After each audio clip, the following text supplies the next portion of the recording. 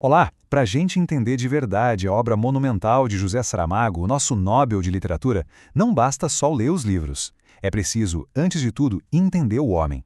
E é exatamente essa a nossa proposta aqui. Um mergulho nas raízes, no pensamento e na arte de quem usava as palavras como verdadeiras ferramentas para escavar a alma humana.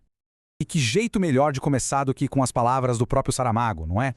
Essa frase, olha, ela é a chave para entender a obra inteira dele. Saramago não escrevia para a gente se distrair, ele escrevia para fazer a gente enxergar. O desafio dele era sempre esse, nos fazer confrontar a nossa própria cegueira. Então, para compreender a mente do Saramago, o ponto de partida tem que ser as raízes dele. É preciso sentir a terra de onde ele veio. A voz dele nasceu dali, do chão, da pobreza, mas também de uma dignidade, assim, muito rigorosa.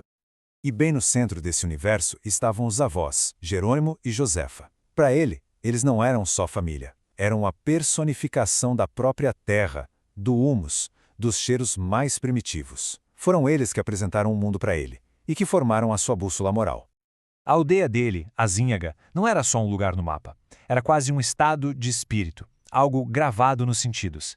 A sensação da lama entre os dedos, o cheiro da roupa do avô, os olivais brilhando sob o luar, foram essas experiências que moldaram para sempre a visão de mundo dele. Vamos parar e pensar um pouco na profundidade desse gesto. É algo tão simples, mas ao mesmo tempo tão profundo. Isso ensinou a Saramago uma lição sobre a vida que filosofia nenhuma conseguiria ensinar. É a compaixão na sua forma mais pura, mais terrena.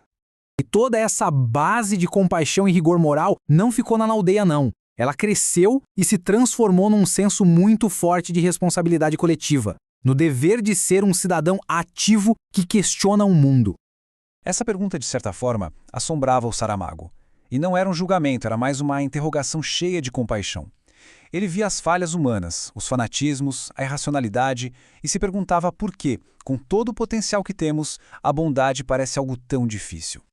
E a resposta dele para essa pergunta tão grande era, na verdade, surpreendentemente simples. Para Saramago, ética não era nenhum tratado filosófico complicado. Era uma coisa prática, do dia a dia. Era, no fundo, respeito. O respeito pelo outro como a base de absolutamente tudo. Essa distinção aqui, ela ilustra perfeitamente a visão política dele. Ele criticava muito a democracia quando ela vira só um ritual vazio, sabe? Onde o cidadão vai lá, vota e depois se cala. Ele defendia o contrário, uma cultura democrática, uma participação constante, onde ser cidadão é um trabalho de tempo integral.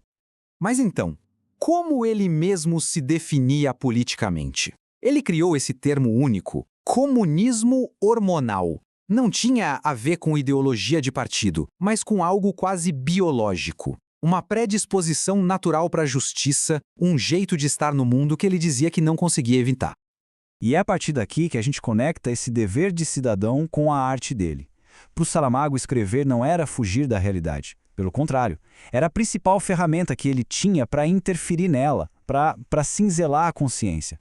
Ele pegou essa frase do Kafka e transformou na missão de vida dele. Os romances de Saramago não foram feitos para dar conforto. Eles são machados, feitos para quebrar o gelo da nossa indiferença, para nos incomodar e nos forçar a pensar sobre o mundo em que a gente vive.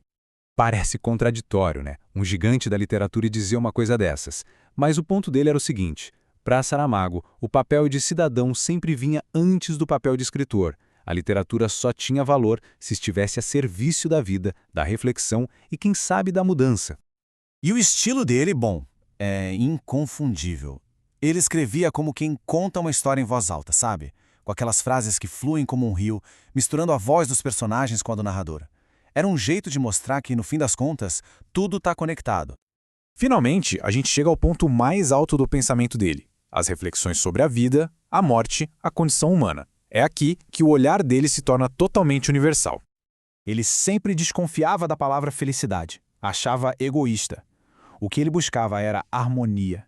E a harmonia para ele não era passividade, não.